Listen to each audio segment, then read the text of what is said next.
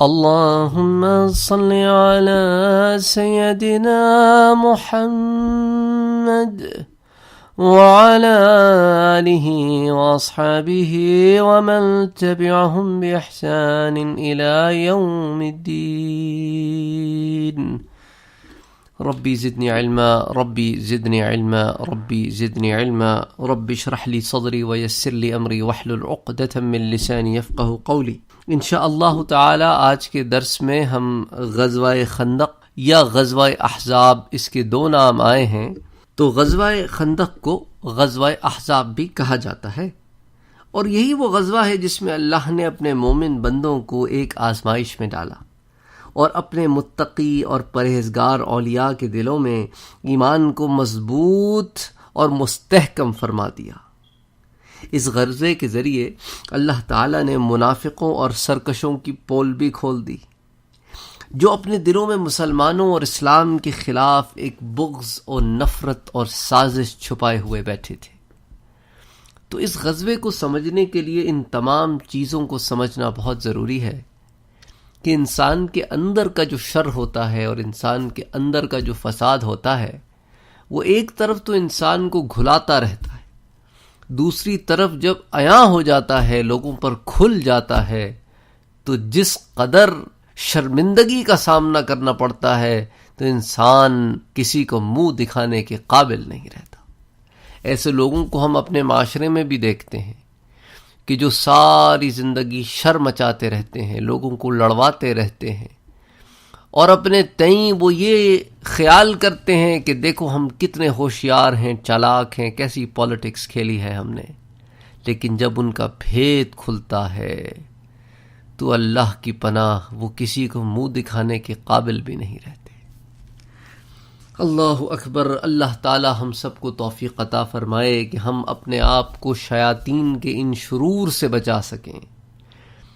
اسی لیے تو اللہ کے رسول نے وہ جو دعا سکھائی ہے کہ باری تعالیٰ اللہم احفظنا من شرور انفسنا، باری تعالیٰ ہماری حفاظت فرما ان شرور سے جو ہمارے اندر چھپے ہوئے ہیں۔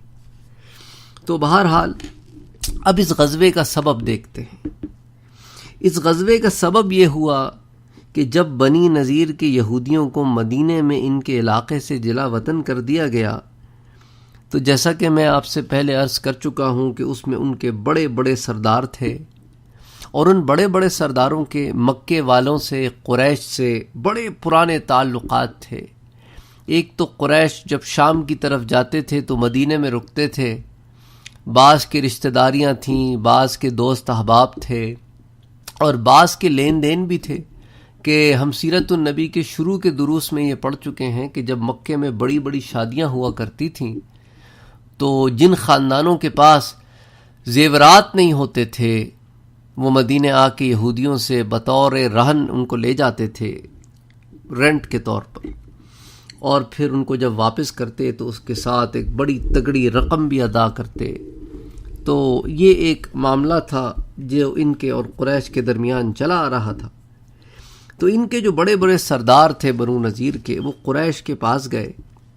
ان سرداروں میں ایک تو احی ابن اخطب تھا جس کا نام ہم پہلے پڑھ چکے ہیں، اور یہ ام المومنین حضرت صفیہ رضی اللہ تعالی عنہا کا باپ تھا، اور ابھی تک آپ دارۂ اسلام میں داخل نہیں ہوئی تھیں اور ابھی تک آپ حضور کی زوجہ بھی نہیں بنی تھیں، کہ سارا کچھ غزوہ خندق کے کئی سال بعد جب ہوا ہم اس کو انشاءاللہ ڈسکس کریں گے ڈیٹیل میں۔ تو ایک تو احی ابن اخطب تھا، اور دوسرا شخص اس کا نام تھا سلام ابن مشکم۔ یہ دونوں، اور ان کے علاوہ ان کا ایک اور سردار تھا جس کا نام تھا کنانہ ابن ابو حقیق، اور ایک اور ان کا سردار تھا، ان کا نام تھا حوضہ ابن قیس، اور ایک مدینے کا رہنے والا آدمی تھا جس کا بیٹا تو پکا صحابی تھا، اور یہ خود ایک نمبر کا منافق فاسق آدمی تھا، اس کا نام تھا ابو عامر۔ یہ سارے لوگ مل کے بنو نذیر اور یہ ابو عامر فاسق یہ سارے مکے کے قریش کے پاس گئے، اور وہاں جا کر انہوں نے ایک سازش کی۔ تو مکے پہنچ کر قریش کو انہوں نے یہ دعوت دی کہ وہ اللہ کے رسول صلی اللہ علیہ وآلہ وسلم سے جنگ کرنے کے لیے میدان میں آئے، اور اس سلسلے میں انہوں نے قریش کو خوب بھڑکایا اور کہا کہ ہم جنگ کی صورت میں تمہارے ساتھ ہوں گے، پہلے کی طرح اب تم اکیلے نہیں ہو، اب ہم تمہارے ساتھ کھڑے ہو کر حضور سے لڑیں گے، اور جب ہم اتنی زیادہ تعداد حضور سے لڑنے کے لیے نکلے گی تو وہ پھر ہمارا کیسے مقابلہ کریں گے؟ اب ایک دفعہ مدینے پہ حملہ کرو اور ان سب کو ختم کر دو۔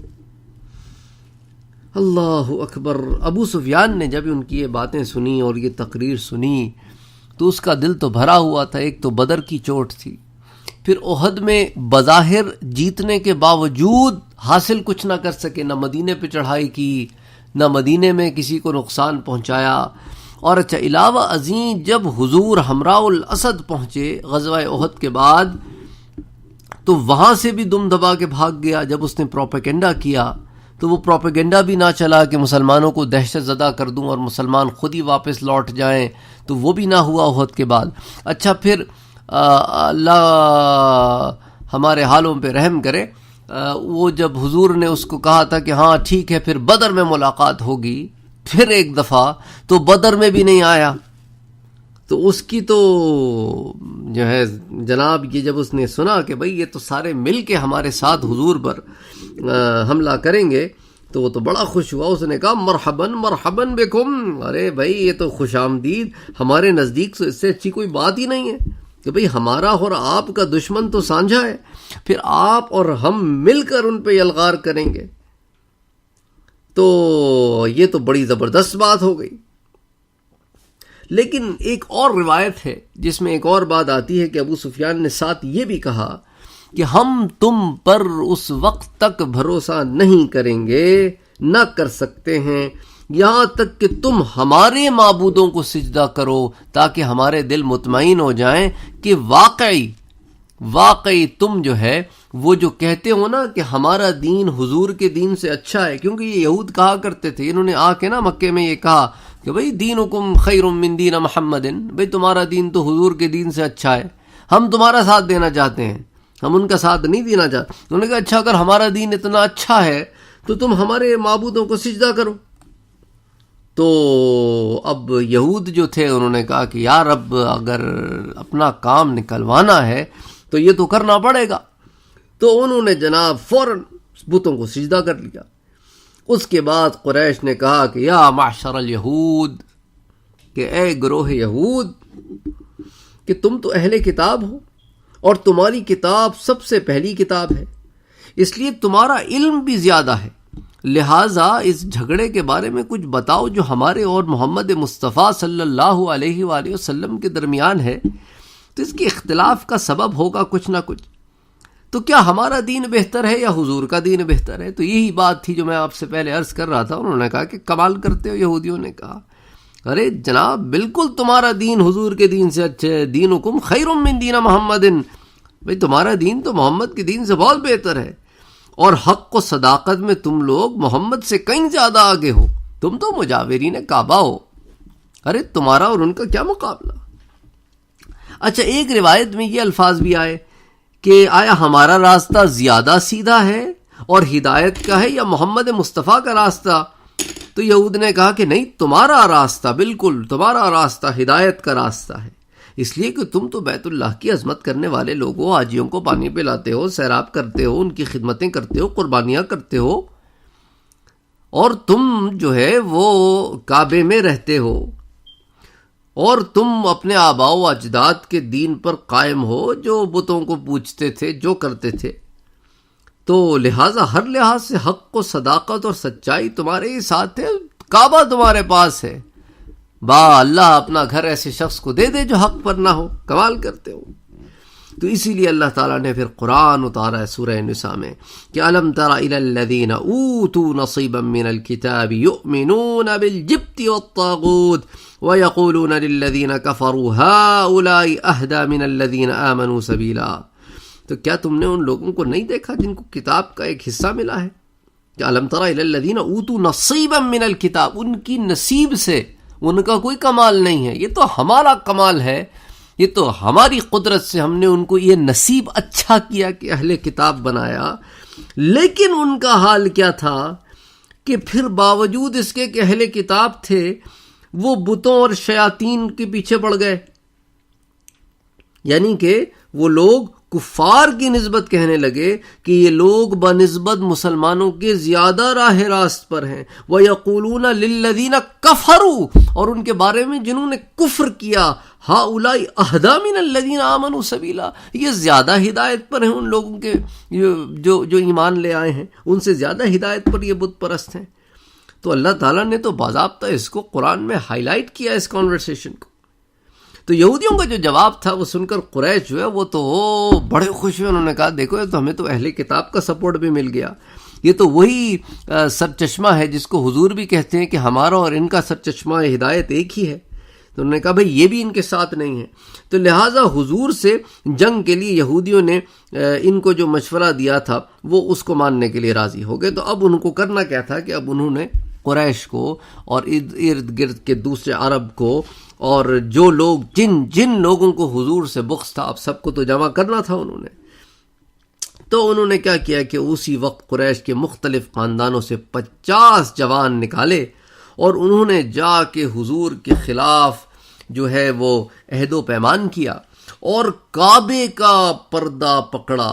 اللہ اکبر. یعنی محمد مصطفیٰ صلی اللہ علیہ وآلہ وسلم جو رحمت للعالمین ہیں، جو اس دنیا میں ہدایت کا سر چشمہ ہیں، ان سے لڑنے کے لیے خدا کے گھر کعبے کا پردہ پکڑا جا رہا ہے، اس پر سینے ملے جا رہے ہیں اور اس کے بعد حلف لیا جا رہا ہے کہ ہم ایک دوسرے سے دغا نہیں کریں گے، ہم ایک دوسرے کا ساتھ دیں گے اور آخری دم تک ساتھ دیں گے. جب تک ہم میں سے ایک شخص بھی باقی رہے گا وہ حضور محمد مصطفیٰ صلی اللہ علیہ وآلہ وسلم سے لڑتا رہے گا. انا للہ و انا الیہ راجعون. یعنی حالت یہ ہے، یعنی جس کو کہتے ہیں نا جب گمراہی آ جائے تو انسان کی حالت یہ ہو جاتی ہے کہ اس کو کچھ سجھائی نہیں دیتا کہ حق کیا ہے اور باطل کیا ہے.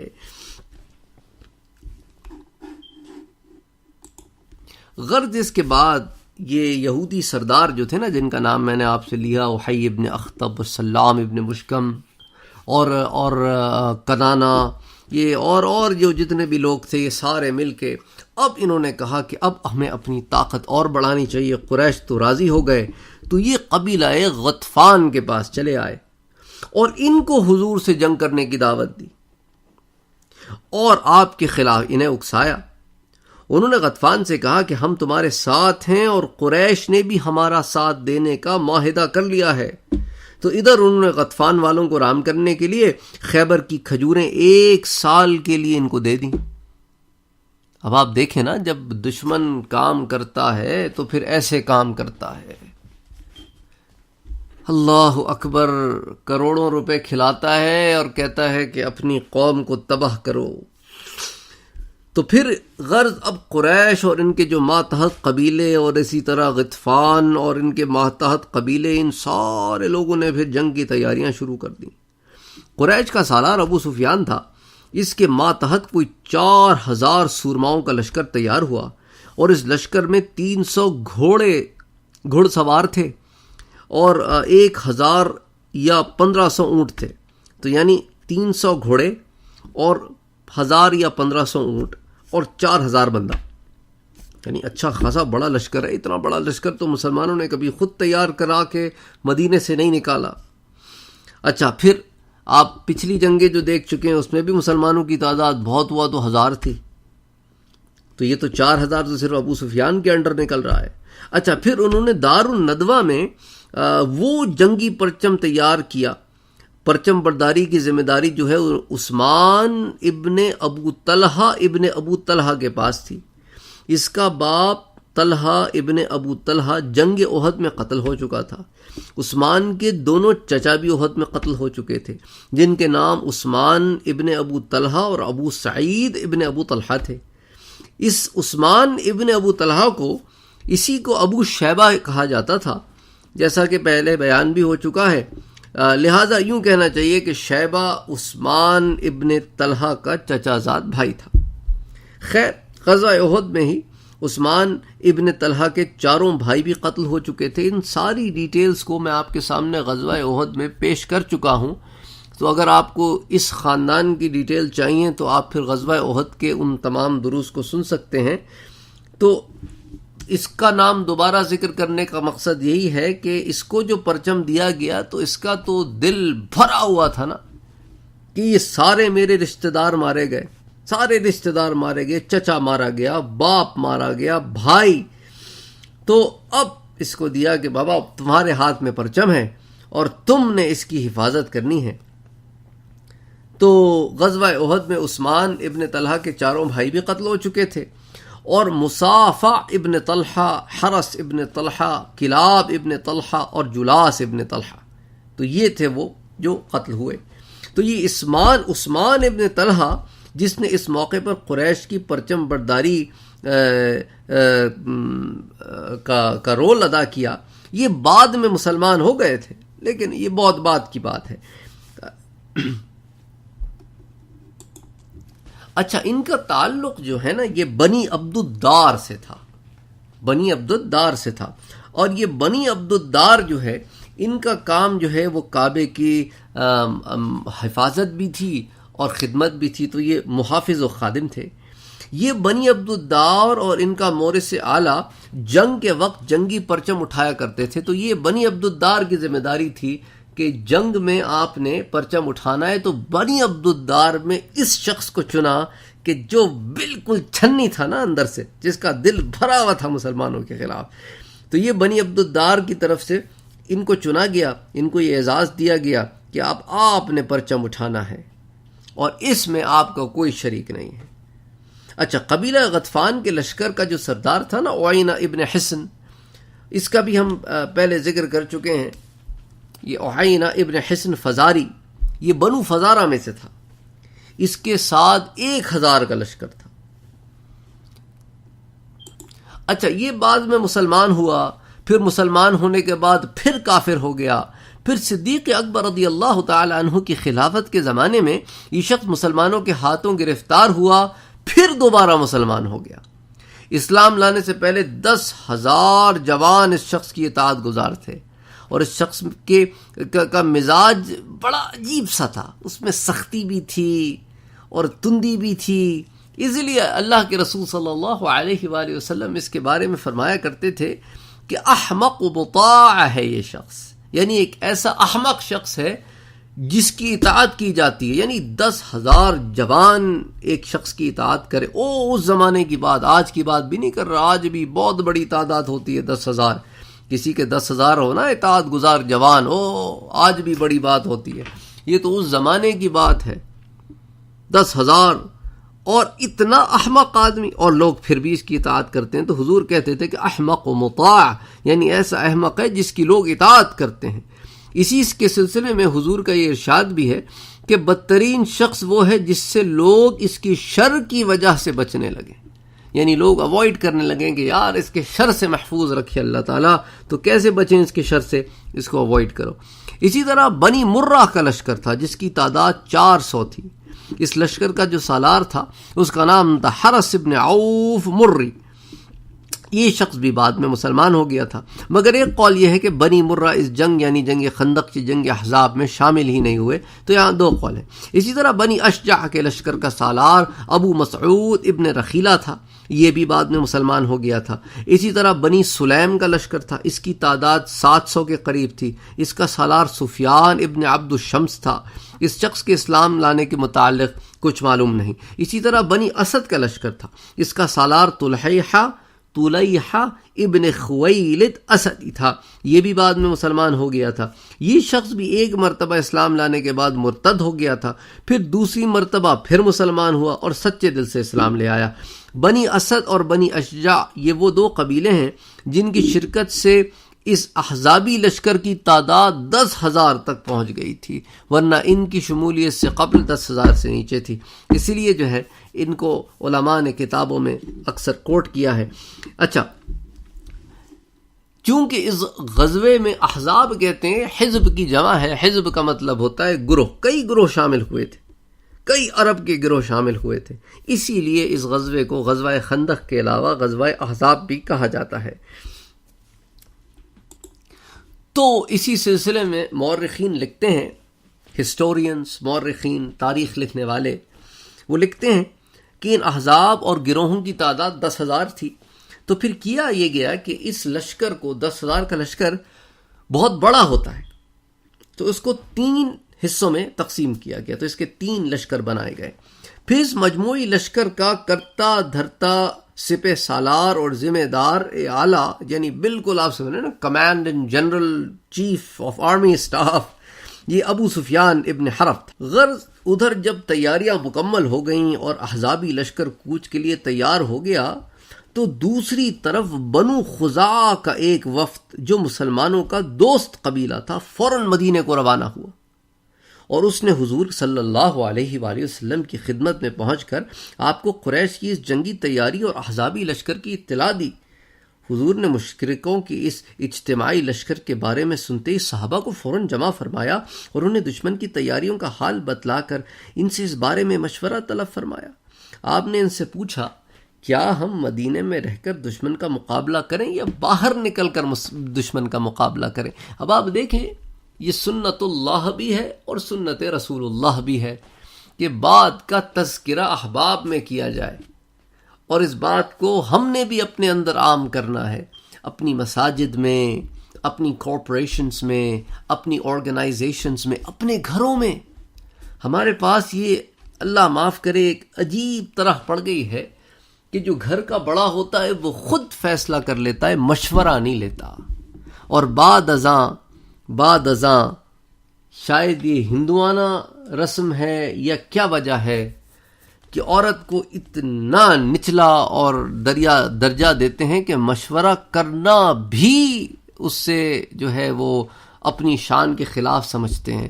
حالانکہ میرے نبی محمد مصطفیٰ صلی اللہ علیہ وآلہ وسلم نے اپنی ازواج مطہرات سے مشورے کیے ہیں اور کئی معاملات میں مشورے کیے ہیں۔ تو سیرت النبی جو ہے، اس کا سلسلہ جاری کرنے کا کہ کئی مقاصد تھے، کئی گولز تھے، اور ہم ان تمام گولز کو اپنی طالب علمانہ کوشش کے تحت اچیو کرنے کی کوشش کر رہے ہیں۔ ان میں سے ایک یہ بھی تھا کہ معاشرے میں سدھار لایا جائے، وہ باتیں جو دین کا حصہ نہیں ہیں اور کسی طرح ہمارے درمیان کئی 100 سال سے رواں دواں ہیں، ان کو ہائی لائٹ کیا جائے کہ میرے پیارے نبی نے ایسا نہیں کیا، ہم تو ان کے امتی ہیں، ہم تو ان کے غلام ہیں، اور غلام تو آقا کی اتباع کرتے ہیں، آقا کو فالو کرتے ہیں۔ اللہ اکبر۔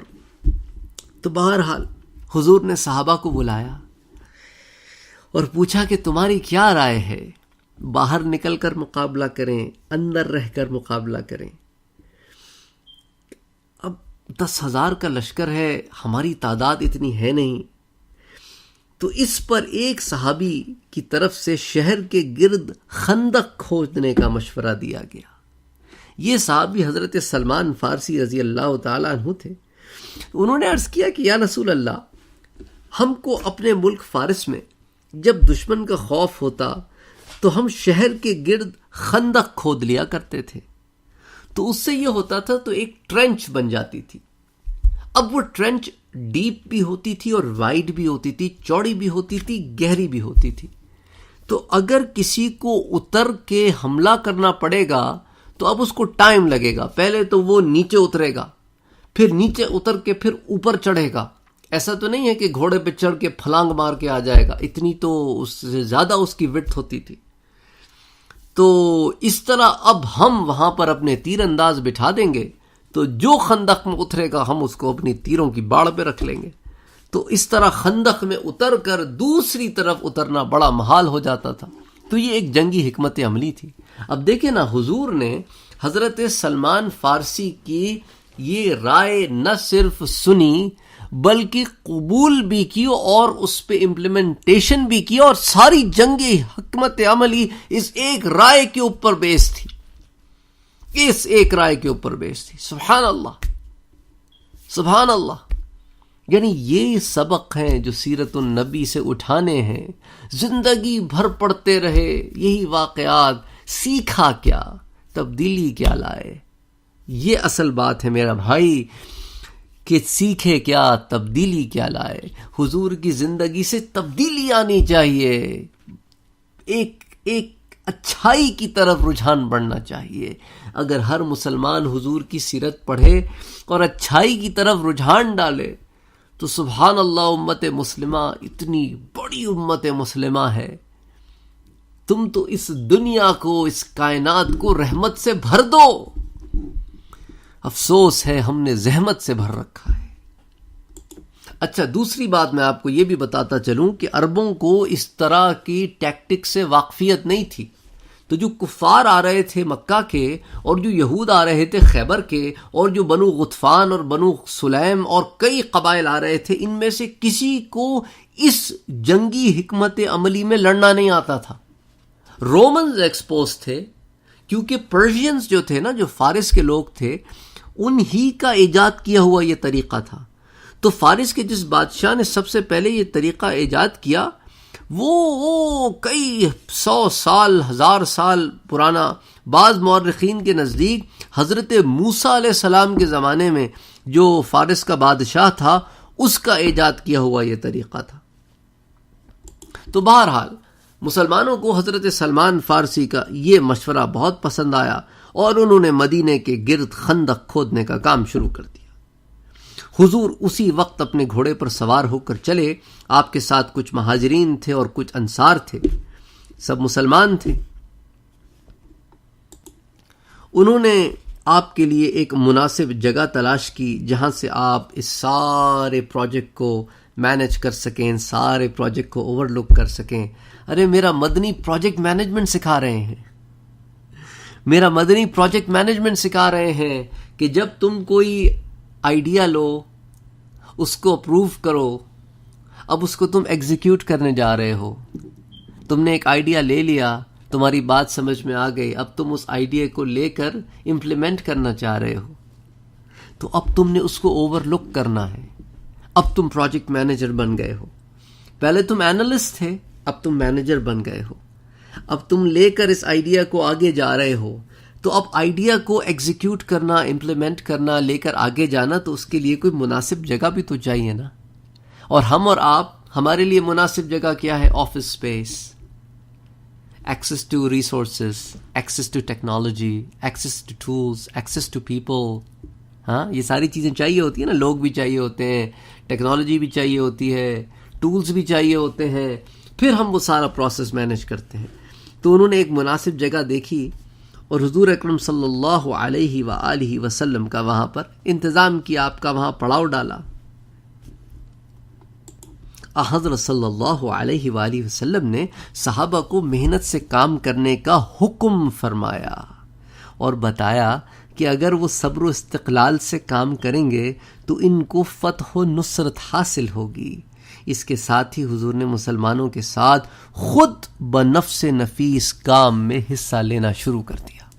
سبحان اللہ، یعنی ایک طرف وہ کہتے ہیں نا کہ لیڈ فرام دا فرنٹ، جو لیڈر ہوتا ہے وہ آگے بڑھ کر کارکنوں کے ساتھ کام کرتا ہے، وہ اپنے محلوں میں بیٹھ کے آرام نہیں کرتا، وہ آگے آتا ہے، وہ ان کے ساتھ ملتا ہے، ان کو کہتا ہے بھائیوں صبر و استقلال کے ساتھ رہو، اللہ کی مدد آئے گی، اور پھر ان کے ساتھ جٹ جاتا ہے۔ وہ خود صبر و استقلال کا پہاڑ بن کے ان کے سامنے ثابت ہوتا ہے۔ مجھے آج بھی یاد ہے، یہاں پر ایک گھر بن رہا تھا، تو اس گھر میں ایک فور مین تھا اور اس کے نیچے کچھ مزدور تھے۔ تو وہ نیا فور مین تھا اور اس کے جو نیچے تھے وہ کافی ایکسپیرینس پرانے مزدور تھے، تو انہوں نے اس کو as a foreman, as a leader, as a supervisor تسلیم کرنے سے انکار کر دیا اور کہا کہ جو تم بڑی بڑی بڑکے مار رہے ہو، باتیں کر رہے ہو، پروجیکٹ ڈیلیور کر دیں گے، فلانا یہ وہ یہ، تو تم خود کام وام آتا ہے تم کو؟ تو اس نے کیا کیا کہ اس نے کہا اچھا ایسا کرتے ہیں کہ ہم 2 ٹیم بن جاتے ہیں، میں کچھ بندے لیتا ہوں اور تم کچھ بندے لو، یہ گھر تم بناؤ، یہ گھر میں بناتا ہوں۔ اور اس نے وہ تمام باتیں جو ان سے کی تھیں ان کو ثابت کر کے بتایا، اور ان سے اچھا گھر زیادہ کم ٹائم میں اچھی کوالٹی کا بنا کے ڈیلیور کیا۔ اور وہ دن تھا اور اس کے بعد کے جتنے دن تھے انہوں نے ساتھ کام کیا، پھر ان کو بولنے کی جرت نہیں ہوئی اس کے آگے، کیونکہ ہی پروفڈ ہز پوائنٹ کہ میں صرف باتیں نہیں کرنا جانتا، میں کام کرنا بھی جانتا ہوں، جو کہہ رہا ہوں وہ ہو سکتا ہے۔ تو اس لیے حضور اکرم صلی اللہ علیہ وآلہ وسلم خود شامل ہوئے صحابہ کے ساتھ۔ وقت کٹھن تھا، وقت کم تھا، آپ نے خود اپنے مبارک ہاتھوں سے اللہ اکبر مٹی ڈھو ڈھو کر اٹھائی۔ قربان جاؤں میں اپنے مدنی کے ان پیارے ہاتھوں پر۔ اللہ اکبر، اللہ اکبر، اللہ اکبر۔ مسلمانوں نے حضور اکرم صلی اللہ علیہ وآلہ وسلم کے ساتھ مل کر تیزی سے کام کرنا شروع کر دیا۔ بنی قریظہ کے یہودیوں سے کھدائی وغیرہ کے لیے بہت بڑی تعداد میں اوزار لیے گئے، جن میں پھوڑے اور کدالیں وغیرہ شامل تھیں۔ مسلمانوں میں جو لوگ محنت و جانفشانی کر رہے تھے ان میں کئی بڑے بڑے صحابہ تھے۔ ان میں ایک شخص تھے جن کا نام تھا ابن سراقہ۔ تو وہ جو ہے نا بھاری بدن کے اور چربی دار آدمی تھے، اور مورخین لکھتے ہیں کہ شکل و صورت کے بھی کوئی بہت اچھے نہیں تھے، مگر یہ اصحاب صفا میں سے تھے اور بے حد نیک اور صالح آدمی تھے۔ اور یہی وہ شخص ہیں کہ جن کی شکل اختیار کر کے ابلیس بھی ایک دفعہ ظاہر ہوا تھا۔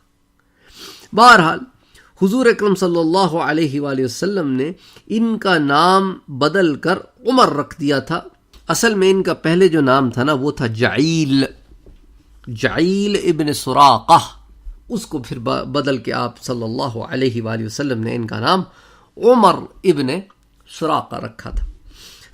خندق کھودنے کے دوران صحابہ بھوک اور تکان سے سخت پریشان ہوئے، کیونکہ یہ زمانہ عام تنگ دستی اور قحط سالی کا تھا۔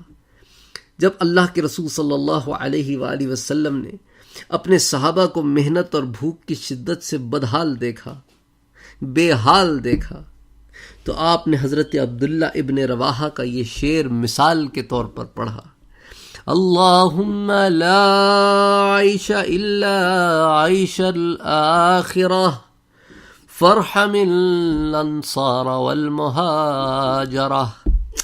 اے اللہ، آخرت کے عیش کے سوا مومن کے لیے عیش کوئی نہیں۔ اے اللہ، رحم کر دے ان انصار پر اور ان مہاجرین پر جو تیرے لیے، تیری چاہ میں، تیری رضا میں، تیرے نبی کے فرمان کو پورا کرنے کے لیے یہ محنت و مشقت کر رہے ہیں۔ ایک قول یہ ہے کہ حضرت عبداللہ ابن رواحہ نے اس شعر میں اللہم کے بجائے بغیر الف کے لاہم کہا تھا، مگر جیسا کہ حضور کی عادت تھی کہ آپ نے اس شعر کو اپنی اصلی حالت و وزن کے ساتھ نہ پڑھا، کیونکہ آپ شعر نہیں پڑھا کرتے تھے، اس لیے آپ نے اس کو تبدیل کر دیا اور اللہم کا اضافہ کر دیا۔ ایک روایت میں یوں بھی آتا ہے کہ حضور نے یوں فرمایا فرحم الانصار والمہاجرہ، اور ایک میں یوں فرمایا فبارک فی الانصار والمہاجرہ، باری تعالیٰ برکت ڈال دے ان کے کاموں میں، کیونکہ اللہ جب برکت ڈالتے ہیں نا میرا بھائی تو قلیل بھی اتنا زیادہ ہو جاتا ہے کہ سمجھ نہیں آتی کہ یہ کام کیسے ہو گئے، اور جب برکتیں اٹھ جائیں تو کثیر بھی کم پڑ جاتا ہے۔ ایک روایت میں یہ ہے کہ حضور نے فرمایا فکرم الانصار والمہاجرہ، باری تعالیٰ عزت و اکرام عطا فرما ان انصار اور مہاجرین کو۔ اللہ اکبر۔ تو یہ سارے بڑے خوبصورت باتیں ہیں جو میرے پاک نبی صلی اللہ علیہ وآلہ وسلم نے اپنے انصار اور مہاجرین کے مضبوطی قلب کے لیے کہیں، تاکہ وہ کام میں جٹیں اور دیکھیں کہ میرا پاک نبی ان کے لیے دعا کر رہا ہے۔ اللہ اکبر۔ اور یہ شعر مسلمانوں نے پہلے بھی سنے ہوئے تھے اور پہلے بھی پڑھے ہوئے تھے، جیسا کہ ہم پچھلے دروس میں پڑھ چکے ہیں۔ اب اس خندق کی کھدائی میں اتنے زبردست کوئی واقعات ہوئے، پیشن گوئیاں ہوئیں، آنے والے وقتوں کے متعلق حضور نے بتایا. اس کا ایک واقعہ آپ کے سامنے ابھی پیش کر دیتا ہوں کہ میرے مدنی کے صحابی ہیں، مکے کے صحابی عمار ابن یاسر رضی اللہ تعالی عنہ. اللہ اکبر، کیا پیارا صحابی ہے، اور کیا اللہ نے اس کو صبر و استقلال دیا کہ جب مکے والوں نے مظالم کے پہاڑ توڑے تو باپ بھی، ماں بھی، بھائی بھی، سب کو شہید کر دیا ظلم کر کر کے. اللہ نے ان کو بچانا تھا، بچا کے رکھا. تو یہ آل یاسر کے وہ چراغ تھے جسے اللہ نے بچایا. تو حضرت عمار ابن یاسر خندق کھودنے میں مشغول ہیں اور بڑی محنت سے کام کر رہے ہیں. تو حضور نے ان کے سر پر ہاتھ پھیرا اور فرمانے لگے کہ عمار، تم جب قتل کیے جاؤ گے تو تمہیں جو قتل کریں گے وہ باغیوں کی ایک جماعت ہوگی. اللہ اکبر، یعنی بتا رہے ہیں کہ جب تم قتل کیے جاؤ گے تو تم جس کے ساتھ لڑ رہے ہو کہ وہ حق کی جماعت ہوگی. یعنی اس وقت ٹائم اتنا ضروری تھا. آپ اس کا اندازہ اس بات سے کریں کہ صحابہ خندق کھودنے میں اتنے مصروف تھے کہ اس دوران میں اگر کسی شخص کو قضائے حاجت کے لیے جانا پڑتا، پیشاب پخانے وغیرہ کے لیے جانا پڑتا، تو وہ باضابطہ آ کے حضور سے اجازت لیتا کہ حضور میں اس حاجت کے لیے جانا چاہتا ہوں، آپ اجازت دیتے ہیں؟ اللہ اکبر، اللہ اکبر. تو حضور سے اجازت لے کے جاتے، فوراً واپس آ کے پھر کام میں لگ جاتے. یعنی یہ حالت تھی ان کی کہ بالکل کوئی وقت ضائع نہ ہو. لیکن ادھر منافقوں کی کاہلی کا عالم یہ تھا کہ خندق کی کھدائی کے کام میں یہ لگ تو گئے، مگر اکثر منافقین نہایت سستی سے کام کرتے اور بہت زیادہ تھکن اور کمزوری کا اظہار کرتے. چنانچہ ان میں سے جب کوئی چاہتا کہ رسول اللہ سے اجازت لیے بغیر چپکے سے اپنے گھر چلا جاتا تھا، یعنی کوئی ایسی بات کا انہوں نے وہ نہیں رکھا. تو لگے تو صحیح، لیکن ان کے حال کھل گئے، سب پر کھل گئے. اچھا، اسی طرح مٹی ڈھونے والوں میں حضرت زید ابن ثابت رضی اللہ تعالی عنہ بھی شامل تھے. ان کے بارے میں حضور نے فرمایا تھا کہ یہ بھی بڑا اچھا لڑکا ہے. کھدائی کے دوران زید کو نیند آنے لگی اور وہیں خندق کے اندر سو گئے. تو یہ صحابہ میں آپ دیکھیں نا، مذاق تھا، دل لگی تھی. تو عمارہ ابن حزم نے ان کو سوتے دیکھا تو ان کے اوزار اٹھا کر لے گئے. جب ان کی آنکھ کھلی تو اوزار غائب دیکھ کر بڑے گھبرائے کہ بھئی یہ تو ہمارے اوزار ہیں ہی نہیں، یہ تو ہم نے خود رہن رکھ کے ادھار لیے ہیں کام کرنے کے لیے. وہ بڑا پریشان ہو، ادھر بھاگ ادھر بھاگ، ادھر دیکھ ادھر دیکھ. حضور نے ان کی پریشانی دیکھ کر فرمایا، لڑکے تم ایسے سوئے کہ اپنے اوزار کی بھی خبر نہ ہوئی. پھر آپ نے فرمایا، میرے پیارے صحابہ، اس لڑکے کے اوزاروں کے متعلق کسی کو خبر ہے؟ حضرت عمارہ نے عرض کیا، یا رسول اللہ مجھے خبر ہے، وہ میرے ہی پاس ہے. آپ نے حکم دیا، اسے واپس کر دو.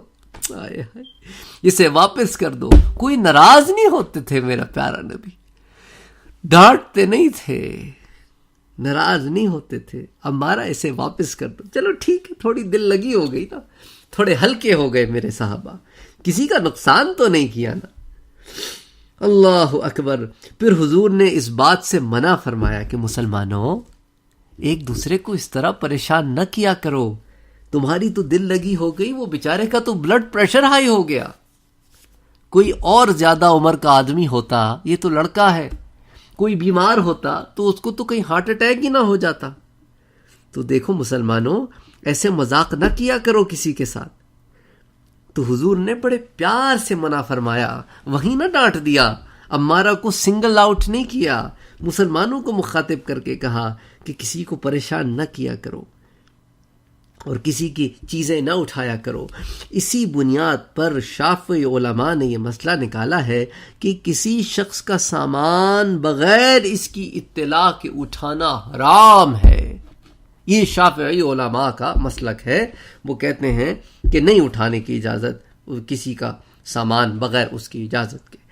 بہرحال ہم آج کا درس یہیں روکتے ہیں، پھر انشاءاللہ تعالی اگلے درس میں کھدائی اور اس کے اندر موجود تمام دوسری جو واقعات میں آپ سے ذکر کرنا چاہ رہا ہوں، حضور کے معجزات، سبحان اللہ، پیشن گوئیاں، پھر انشاءاللہ اس کو اگلے درس میں ذکر کریں گے. وما علینا الا البلاغ. اللہم صل علی سیدنا محمد صلی اللہ علیہ وسلم.